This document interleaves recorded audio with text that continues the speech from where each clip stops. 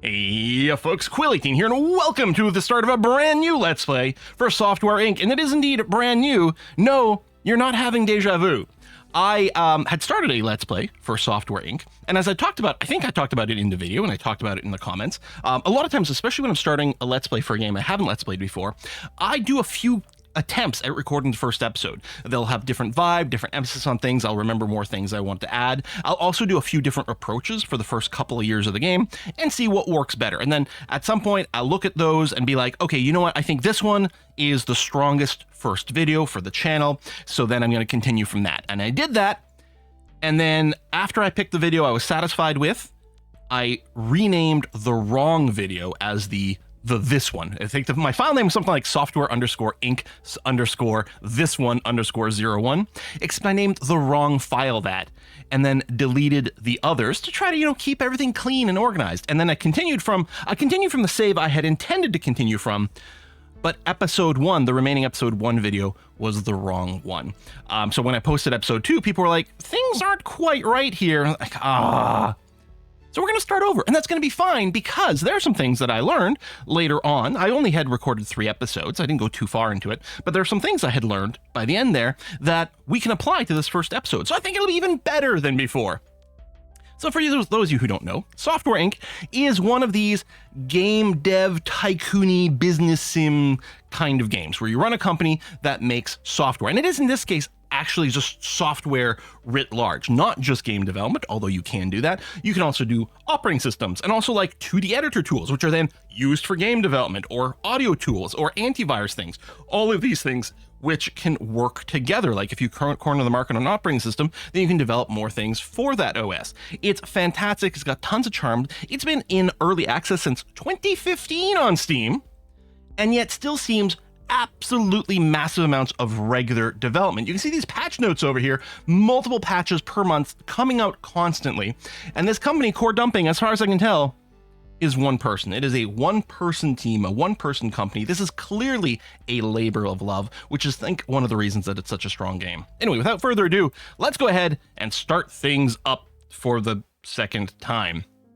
Right away, some of the detail you can see here is the massive amount of sliders you can do for your character, which they have no impact on the game, except it's another example of this sort of charm and personalization that happens. The visual style is this very lightly textured, low poly model kind of vibe, which I think is very effective. I have no complaints about that whatsoever. Yeah, the graphics are simple, but they work. And most importantly, for any kind of strategy or simulation game I was talking about, the user interface is very important. As we'll see once we get into the game, this user interface is very effective. It's also very crunchy. There's a lot of things going on.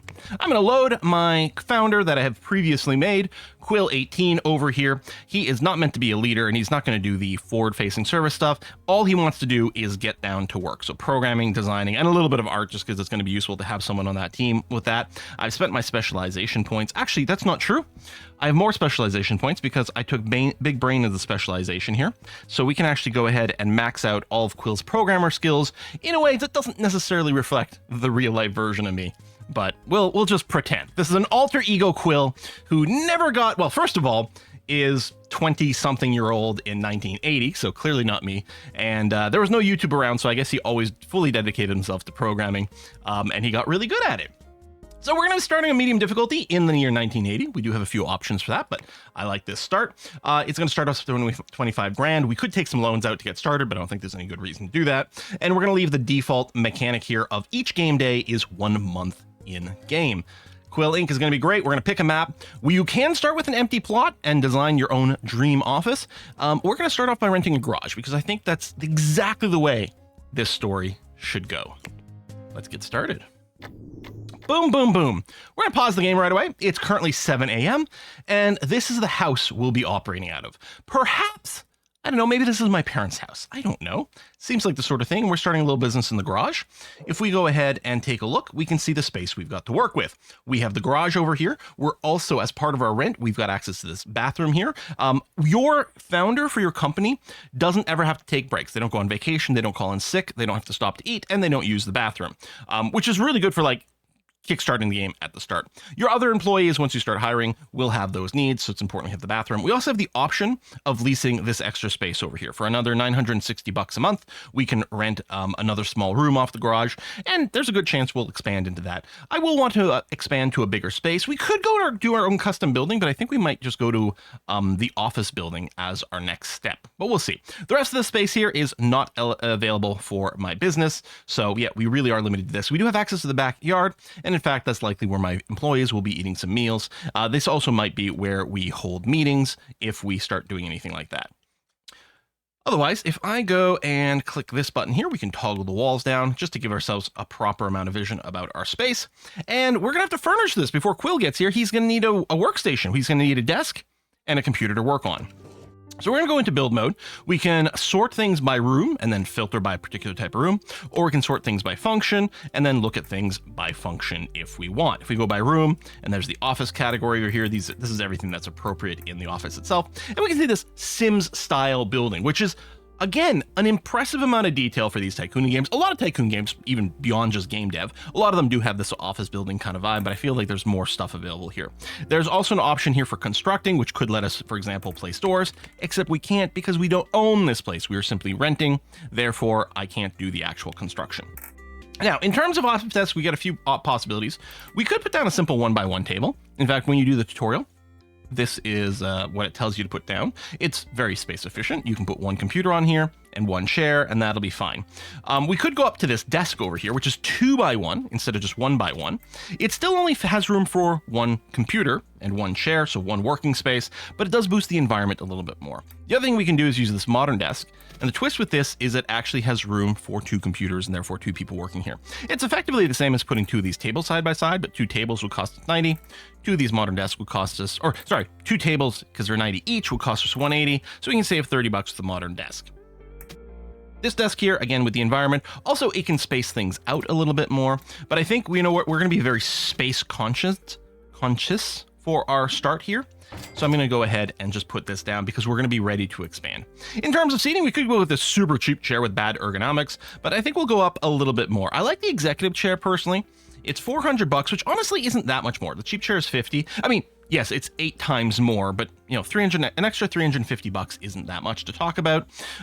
It's ergonomically neutral, but it is very comfortable and it gives a slight environment boost. We could go up to the ergonomic chair, but we're talking about $2,000 over here, which is still fairly affordable. It does have only half the durability, although we're not going to be in this space in 5 years.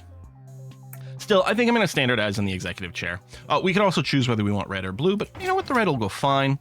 I think I'm going to throw some overhead lighting in this room. This room has plenty of windows, but for the early morning and late evening work hours, we'll maybe want some artificial light in here. That's going to be okay. In terms of decoration, if I do go and bring the walls up, we do have, there's a little vent over here, I think, and a heater, so there's not anything much in the way of decoration. We should probably bring up the decor. If we click on the room, which I've done here, I can get the specs on it, so the current lighting level, which I think is, I think this is green because there's artificial light that's enabled, or it's green because it's in the good range. That's actually entirely possible, because you can see here the temperature is 21 degrees, we've got a little radiator, so we're good there, and the environment is currently at 118%. I thought that was pretty good, but as it turns out, it looks like we can push it all the way up to 200%, and having a strong environment improves people's moods, which increases the rate at which they work. So what I'm going to go ahead is I'm going to get a big plant. I could put it here. I think if I hold, there's a key to disable grid, Alt. So then I can free place it, which I hadn't realized before.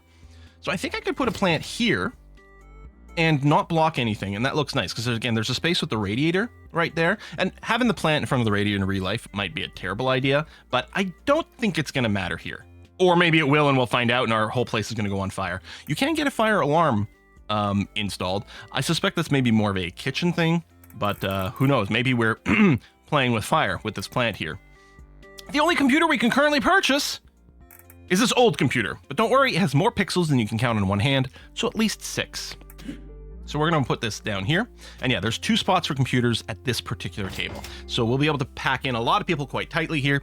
Although that, again, that has implications for sound and all kinds of stuff like that. Although it will allow people to constantly refill their social needs because people will be chit-chatting while they're at work. Currently, we're just going to stick with the one employee. It's just going to be Quill, who's due to arrive anytime. In fact, I'm going to go into our manage team over here.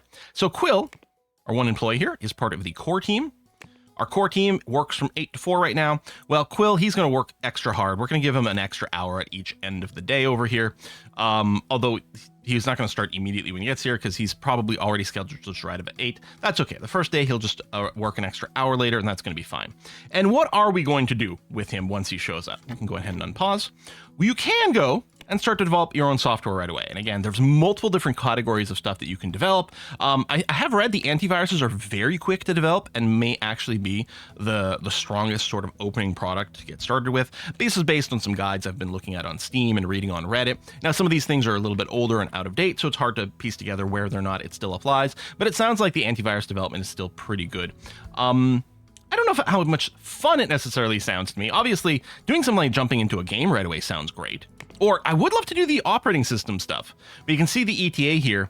It's 2 years, and that's before we enable any other mechanics. Everything here is optional stuff that we can enable into our product to make it better. And you can see the development time gets longer and longer. Although I believe this ETA is based on our current number of designers and programmers, which is just one. We have one person who happens to be able to do both of those roles, but that wouldn't be terribly quick.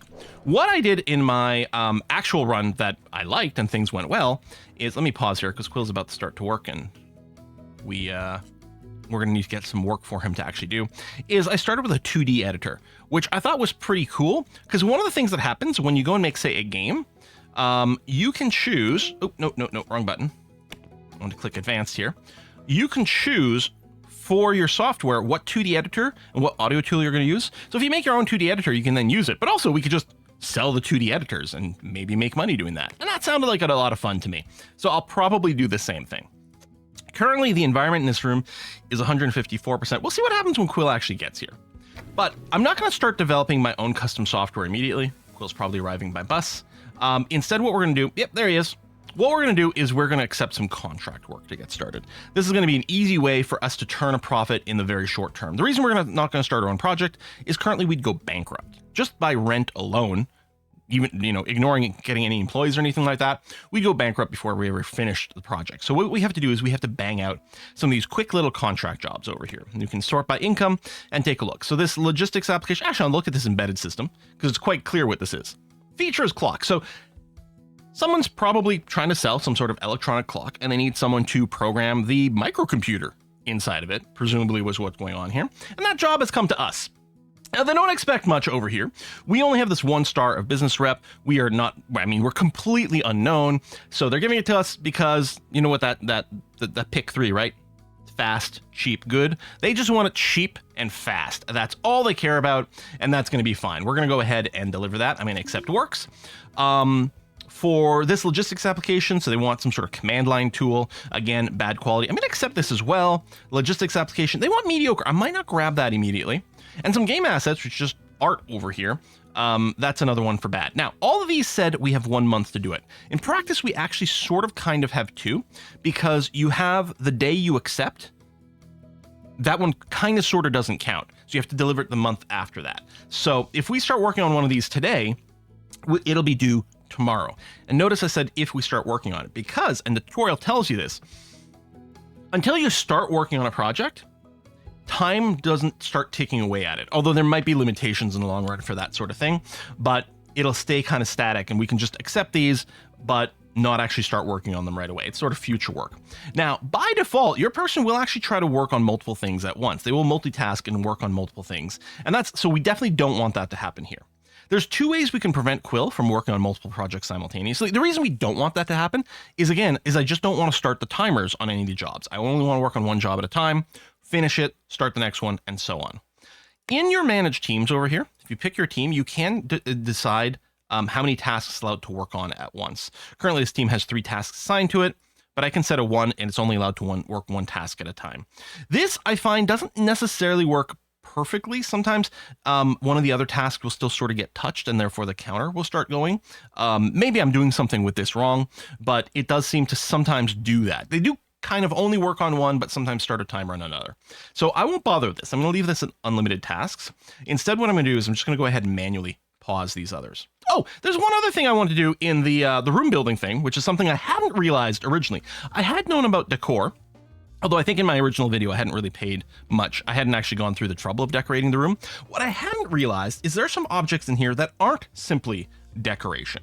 These 5 objects down here, in fact, slightly more than that, there's a whole category. If I go to functions and this category here that says productivity, these objects here all give you a boost to your productivity in different ways. For example, a room with a bookshelf boosts all skills.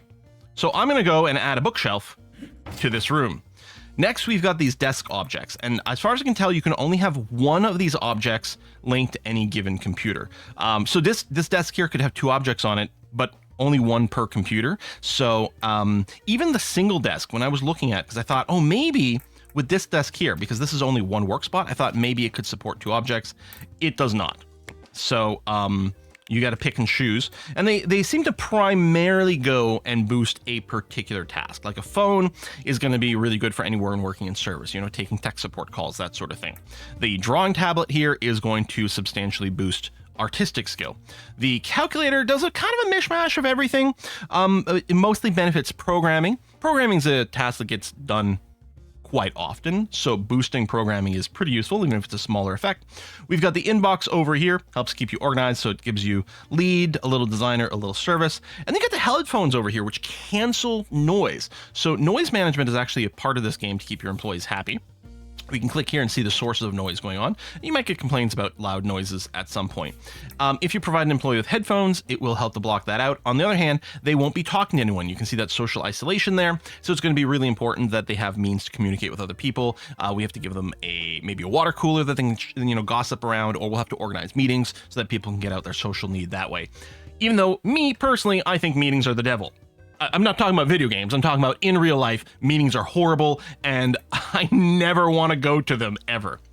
I think for Quill here, we'll give him the calculator because it gives him a few different skills and it will boost the programming, and that's going to be okay. We'll throw it down. Oh, I didn't realize it slightly twisted the computer to make room for the calculator. Oh, what a nice little detail. So now if we click on the room, we can actually see, okay, we're not at 200% environment, but we are getting the full 20%, 25% skill, which I think is from the bookshelf here. Larger rooms with more people, you might need multiple bookshelves. And then the mood is at plus 25%, which I believe is from the environment. I think because when the room gets dirty, I think the environment gets pulled down. So the more decor you have in the room in the first place, I believe the more margin for dirt might be there. So we could add another plant, or I think the clock over here, yeah, counts as some amount of environment boost. People appreciate there being a clock so that they can watch it, I suppose. Yeah, we brought it up to 177. Oh, effectiveness went up by 15%. Was there a threshold for the environment? Or is it that Quill has grabbed this and is getting a boost? I'm quite curious. Maybe let me try to get up to 200. Let me throw another plant in here. I'm just going to go and copy this plant. We'll want to put it into the our side room later on if we want it. We're going to develop there anyway. Let me do that. So this room is at 200%. Okay, effectiveness number didn't change. But yeah, I wonder. I mean, I don't think it's the clock that added any kind of effectiveness, did it? Oh, it does room boost effectiveness, not just environment. Hold on. What else boosts generic effectiveness? Or I could put a second clock in here. That's interesting because it wasn't under the productivity category. There's no clock here at all. Should I just throw a second clock in here? See what happens? Let's see what happens. I'll put a clock on the wall over there. Yeah, it's still at plus 15%. All right. Then I'm just going to sell you off. But maybe we'll keep an eye out. It could be possible. There are these tasks that you can complete, and completing them will go and unlock new furniture. Some of these I've already done. It's sort of like achievement systems, for example. So we might go and pursue some of those and then see if that will give us useful unlocks. So drop out of here, start working. Anyway, Quill's going to start working on this project right away. So he's got these little letters over his head. That's because he's in the design mode currently, and this is going to fill up. Now, this here, again, we only have bad quality required. So we're going to design how much work do we want to do in the design phase before we want to start to work. We can finish an iteration and it'll start a second time and a third time. As far as I can tell, the absolute number of design iterations doesn't matter. It's like the percentage that it's filled up, and then it'll do a second percentage and so on and so forth. For a software that is bad like this, I think one full design iteration cycle is going to be plentiful. I don't think we need to do any more than that.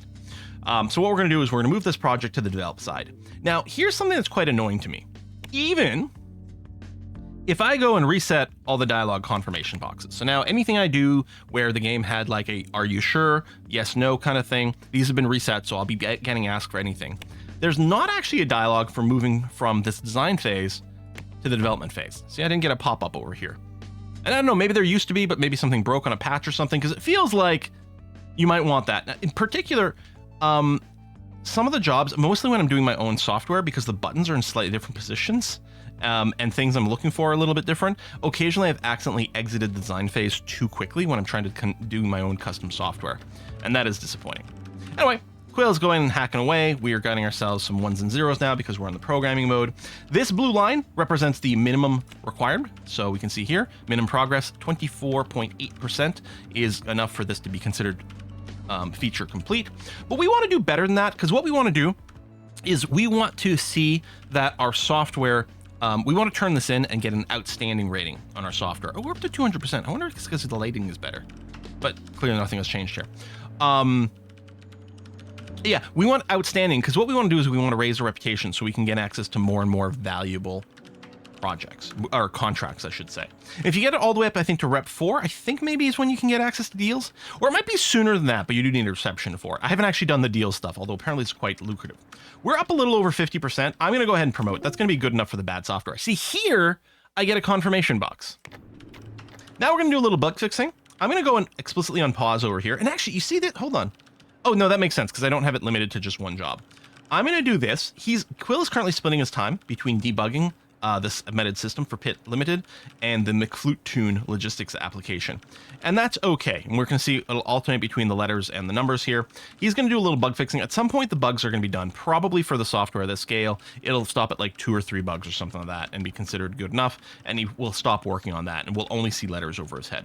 What we could do if we had gone into the manage team and limited his task to 1, and we only left this job, well, and even if we unpaused more, he'd still just be working on debugging, and at some point the debugging, he would stop and move to the second task. Or if you didn't have the second task, he would just have little Zs floating above his head to show that he was idle. So we're gonna keep this going. Again, McFlute Tune logistics application is just bad, so we'll do one full design phase. I'm just gonna fast forward a little. There you go, we're gonna start developing. I'm gonna assume the bug fixing is done. I'm gonna go ahead and finish this. There you go, outstanding quality. That's what we're looking for. But maybe I will go and change this to 1. I'll still manually manage these jobs over here, but that way when I start the second job, it shouldn't instantly begin until all the bug fixing is done. Now, we do get a slight cash penalty for any bugs left outstanding in the project, so I'm going to go and advance this. Only 50% of a maximum feature completes, but again, they're not looking for anything impressive. Here, cost per bug is $66. Shipping with a few bugs, especially in these projects, because they have very few bugs. Very few things that are considered bugs in these very small scale projects with just, bad quality requirements. So the bug penalty is very low. I still want to mostly deal with the bugs, because what I'm looking for is this outstanding quality assessment, because you can see here the little green filling the star. That means our reputation's gone up. Sometimes you'll see a red because it has gone down. So over here, I can unpause this. He won't start this right away because I've limited his team to 1. He's just going to debug until he's confident that all the bugs have been found, and then he'll move on to the other project. All the unit tests have come back successful. Great stuff. I think the bug testing or the debugging of software works a lot like when you're microwaving popcorn. Right? You're supposed to wait until you hear a gap of about 2 seconds between pops. So the pops are happening fast, and slowing down more and more and more and more. So I think the bug testing takes longer and longer to go after you found a lot of the obvious ones. So when we'd been on the 2 bugs for a while, I could have just hit finish. There might have still been one more bug out there, but it probably wouldn't be a big deal. But here we did finish it completely, because you can see, we did have it ourselves set to just 1 job at a time, and we see no letter or no numbers over here, so purely design. I'm gonna go and ship that application, and this one over here, we're gonna start to develop this bad boy. I think we can go ahead and probably accept another job as well. Well, the only one on the list is this one here, which was mediocre. It should be okay. I don't think we'll be able to finish it today, but that's fine because we've got until tomorrow. So I'm going to accept that job as well. And you can see we're not starting to work on it immediately, which is correct. So here we're getting to about halfway. I'm going to promote this. And the thing with the art, the game assets over here, there's no debugging stage because all we're doing is doing some artwork to ship. Anyway, I'll go to like 60 here just because maybe if there's no debugging phase, maybe it's a little bit more important to put a little bit more work. Promote, and then I still have to go finish to ship it. Outstanding quality. Good stuff. Okay, so this one is mediocre. I might want to do like a bar and a half, let's say, of design iteration. I don't even know if it needs the full half. A third might be good, but we'll see. We'll move this to develop now, start work. And again, rather than stop at about halfway here, I'm probably going to want to do a little bit more. I might do 2/3. We got a nice little indicator here at about 2/3. We'll do that much, which is probably overkill. There you go. Let's promote. What I'm going to do here is, what's 5 o'clock now? Quill's about to quit, isn't he? Oh no, he's going to work until 6? Is that what my schedule is? Okay, fine. So I was going to say, we might see how...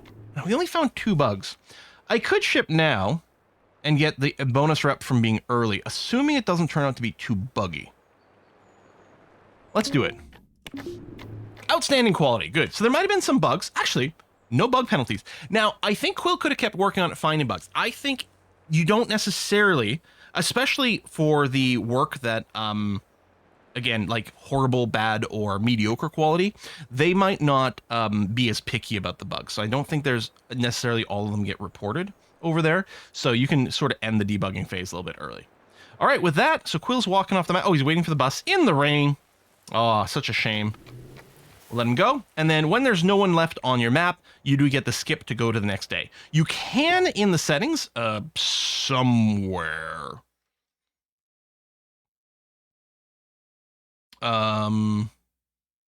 somewhere in here. Oh, auto skip day. They're right over there. If you turn that on, it'll automatically skip to the next day without you needing to hit this button once the office is empty. But I like to do it manually because sometimes what I like to do is call in my cleaners or tech support after the day is over, or I might still want to go and ship some software, right? Everyone's left and I'm gonna be like, okay, right, I got to remember I got to shift this project or that project, and therefore I don't want to auto advance. Now we'll go ahead and skip to the next day, and your contracts refresh the next day. So we're going to do this, and we're going to pick at them. Now, if any of them are bad or horrible, I'm going to prioritize those first. There we go, horrible. Game assets as well. There. With 4 jobs, I don't think we'll need to pick up the mediocre one. Again, I'm going to explicitly pause these just to make sure Quill doesn't randomly start working on more than one at a time. Oh, he drove a car here. Maybe, you know what? We did make some pretty good money on our first, I would say first day, but really it was our first month, right? Through January, we made decent cash. So I guess he went ahead and got himself a vehicle so he doesn't have to bus it anymore. I don't know how much of a difference that makes. Maybe it guarantees you show up exactly on time. Maybe it increases the amount of rest that people get. Now, our Finder doesn't have need bars. Normally, for our employees, we'd see bars over here with their needs. We do have an energy bar. That's the only thing. So our founder does get tired, but otherwise, he's pretty much bulletproof. Currently, we have him doing all the jobs other than leadership, which we will turn on later on, but currently makes no difference. In practice, we're not going to want him to do any service because he has no skill in that. So here's his actual skill. This is his XP bar. Every time this fills up, we'll be able to put another star in our specializations. Now, we've already maxed out programmer because we started the big brain over here, so we're not worried about that. But as he fills up designer, we'll be able to give him more design stars, which I think we will need the second audio pip at some point. And maybe if we get to the artist, we'll go with that. But in practice, because this art's not as good as the other two, I'm going to set the artist job as a secondary. If there's... Oh, this needs to start developing. If there are multiple things to do, I want Quill to focus on design and programming because that's what he's really good at. Only do artists if there's another one of those tasks available for him to do. Now, these were all bad or horrible, so we can do the maybe 50% development.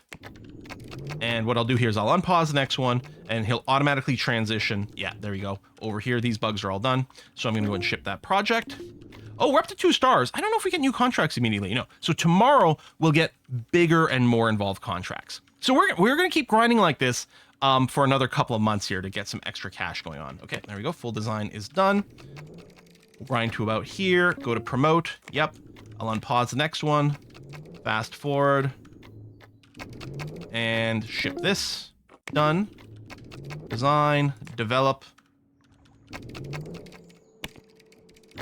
And promote. And ship it immediately because there's no bugs. You know what? We'll go ahead and take this mediocre job again. Accept this work. Oh! Why did he start working on this one? Strange. This was mediocre. I'm going to say that's good enough for design. Yeah, I don't know why he swapped. They have exactly the same priority, and this one's second in the list. Which seems a little strange to me. I think this number here, yeah, is the priority one, so we could have done that, or we could have dragged it. But all things being equal, I would have expected these game assets would continue to be worked on, but oh well. Right, this one's mediocre, right? So we're going to go to 2/3. Oh, and that is the end of the day. So I could have finished this one today and finished it early. Is it just me, Quill, or did you leave early here? Dude! You bailed on work half an hour early. You're the founder. You better not do that when the employees are around. You're going to set a bad example. I'm ashamed. I don't know, maybe he was hungry. He's like, you know what? I'm going home, getting some food. You can order food at the office. Come on, dude. I mean, admittedly, I don't have a snack machine here, but your founder never uses it. Okay, well, we'll skip to the next day. What's a little annoying about this is we're going to be spending some amount of time working on this rather than getting started on our more lucrative contracts. Now, we've got a really lucrative one here for embedded systems. They actually want us to work on like a computer chip and then print it ourselves and put it in a case. Possibly like a cartridge, right? Like think of the old Nintendo games, right? With the game cartridges or Game Boys or anything like that. That might be the sort of product that's being developed here. It says a clock. But yeah, so I guess, okay, still just a clock, but we'd be responsible for printing the circuit board. I don't want to get into the hardware side of things at this stage of the game. So I'm just going to filter this to only show me software jobs. But still, we see this embedded system over here. Let me pause so that nothing happens too much without me. This embedded system over here is giving us tons more income. But it is a somewhat harder job. It does require a level 1 systems. Up until now, everything we've worked on, there's system work to be done, for example, here, but there was no level requirement. This embedded system does require someone with at least 1 star in system, like programming systems, which Quill has. He's 3 stars for, well, all programming tasks, in fact. So that's okay. But probably it also means, it might mean a little bit more work overall. You can see it recommends 2 designers and 2 programmers. I think Quill would still be able to bang this one out pretty well. I'm going to go ahead and accept this work. I will make sure to explicitly pause it, though. I don't know that we're going to start on it today, because I'm going to want to make sure that it's all right. So logistics application. So we're going to keep it going. I'm going to go, this was mediocre. Yes. Yes. Okay. I'm going to start doing the debugging of that immediately. So once the bugs are done, he'll go back to working on the game assets here.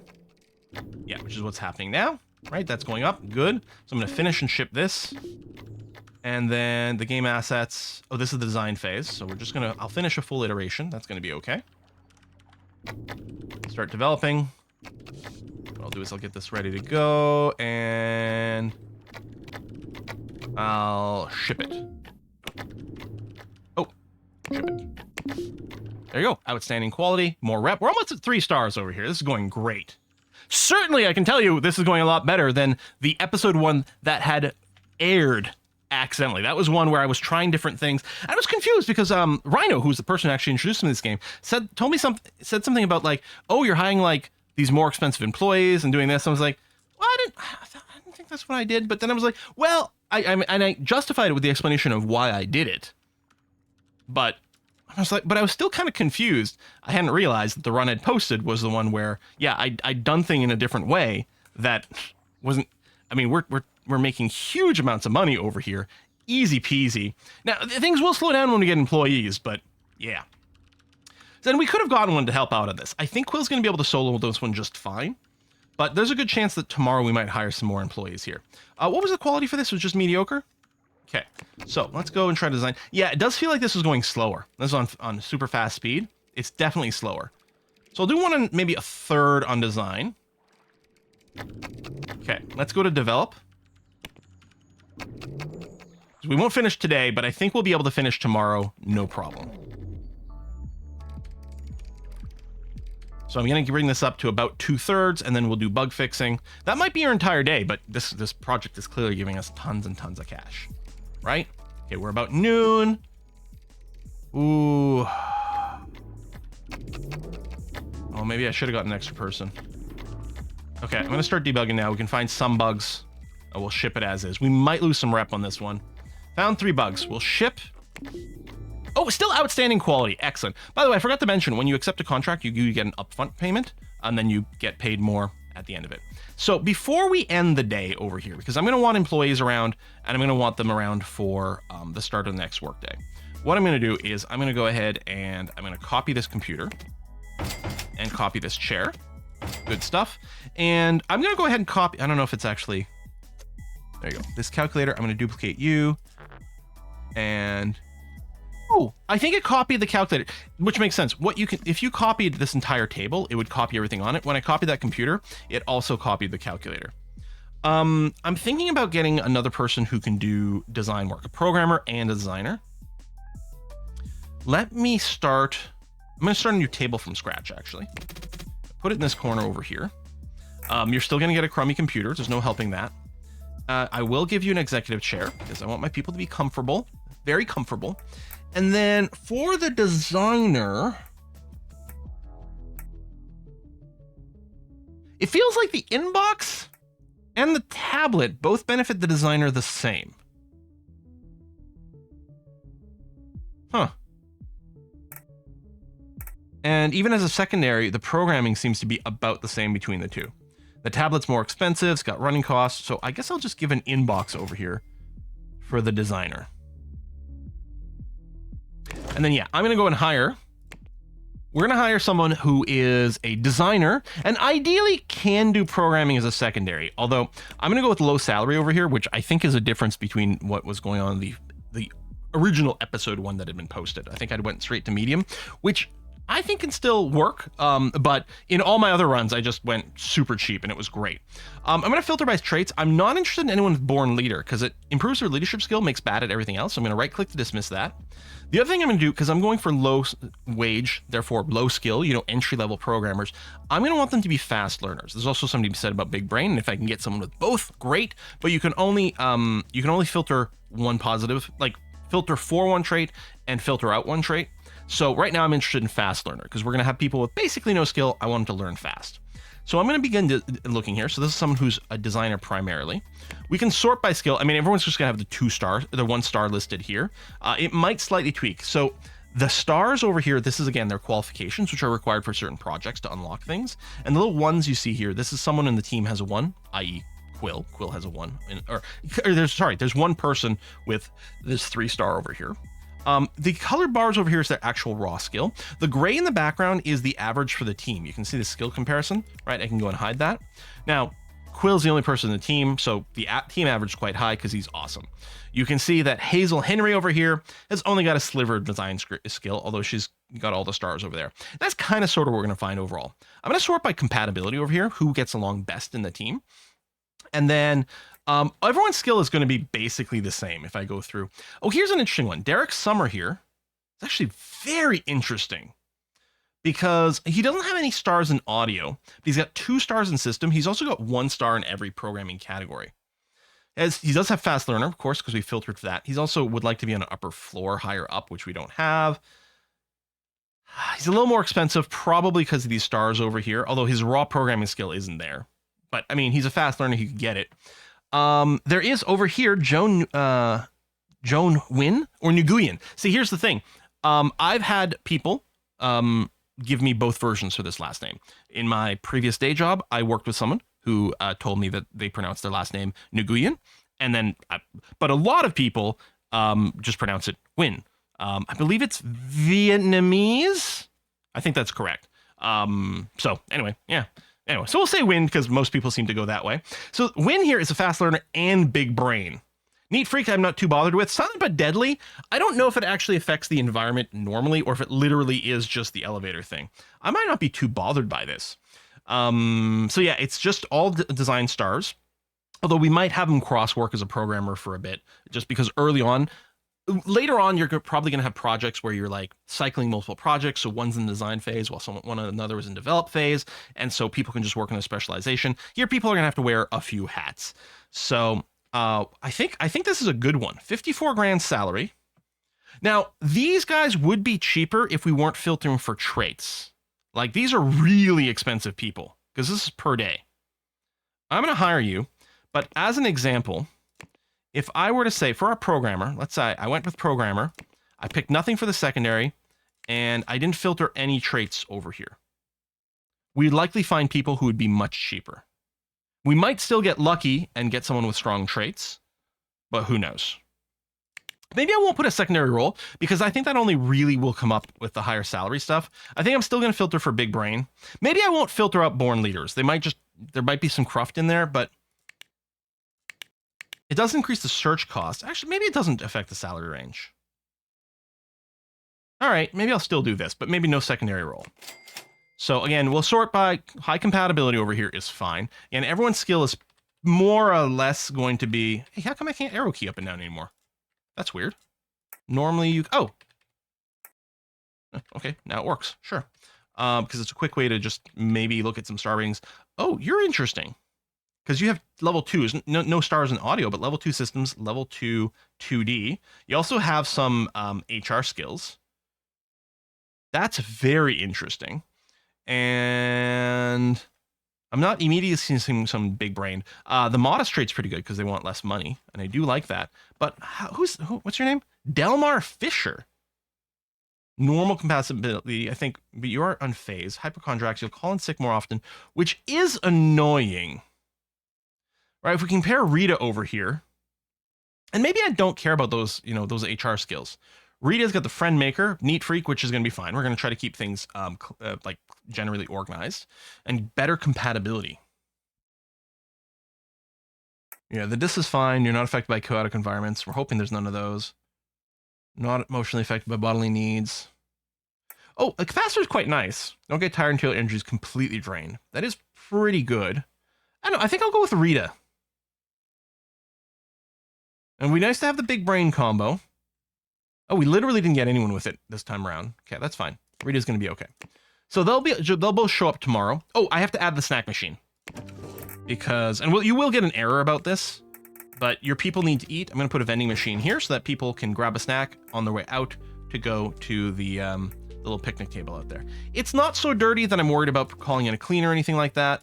Yeah, I think we're fine. So I'm going to skip the next day. We're in a new contract. Oh, I'm going to go and change the work hours here, because I think our employees will get too tired working that. So we'll go back to a 8-hour schedule here. That's going to have to be fine. Okay, we didn't get a big money one, which is a little annoying.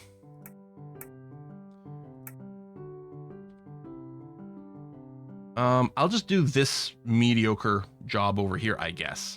Ooh, we'll definitely finish it today, which is good, because half of the money of this contract is going to go to pay my new employees right now. Maybe I started this too early. Maybe Quill could have done some more work on his own. But, I mean, we will bang this out today, which is going to be okay. So again, we'll do one development cycle. Oh, for my employees here, what I can do is, first of all, like maybe I'll say don't ever work on art or service. And then, yeah, you're primarily a designer. So I'm going to label programmer to be your secondary task. If there's more than one thing to do, focus on design. And then for Rita, it'll be the same thing, but design's going to be your secondary. Focus on programming first, if there is an option for it. Although right now, everyone's working in design because that's the only thing that's available. We're going to go and finish, just one iteration over here. We'll move into develop. Oh, we're definitely going to crush this today. So that's good. Oh, right, it was mediocre. I should have done maybe 1.5 or 1/3. Hopefully this will be good enough. So let's move forward. Work on some bugs. You're starting on that. I'm going to grab the next task over here, which is another mediocre one. We'll accept. Now, I think once you get back over here, oh, and we're in the beta, we could have had the designer work on this next project. And in fact, I think I'm going to want to go and do this. I'm going to want to remove the core's task limit over here. Just work, you can work on any of them, because then programmers will focus, depending on what phase we're on the develop versus the design phase. So we'll do this. So there's a little bit of debugging going on. Are you my designer, Joan? Yeah, Joan is the designer first, programmer second. So Joan, you can only see letters over here. They're working exclusively on this. I think Quill, because I've got everything set to primary right now, he's going to be working on both projects simultaneously, which is fine. And this was just mediocre. Yeah, we can go ahead and ship this with those bugs. I'm sure that's fine. Still outstanding quality. Good. We got some money. That's great. We're going to start working on this. We're not going to finish it today, but that's okay. This was also mediocre. Yeah. So that's all right. And we'll skip the next day. Rita wants a raise already. It's only $37, so I'll go ahead and accept that. Keep them happy. Keep their Working happiness a little higher. Environment is still in good shape. That's great. We should have no problems finishing this contract today and then starting another one.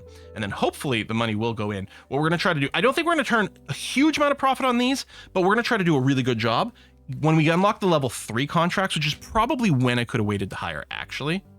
I should have probably just soloed it. But on the other hand, this should guarantee that we hit this more consistently here. We might just flatline on the cash for a month before we hit there, but we'll make sure to keep putting out some outstanding work, level that up. That's going to be okay. So we'll put a cut in here. I think originally my episode 1 went to June or July of 81. So we only made it to June of 80 here, as I threw in probably some more explanations. Again, if you haven't seen any of it, hey, welcome to the Let's Play. If you did watch the previous episode 1 and maybe the start of the episode 2 previously, sorry about the duplication here, but on the other hand, I'm actually really happy to do another fresh start in this game because I am loving Software Inc. so much that I'm kind of excited to just go at it again. I hope you are too. If you are new to the channel, make sure to subscribe, of course, and generally speaking, commenting and liking is really good for the YouTube algorithm. It really helps out a lot. I'll see you next time. Bye-bye.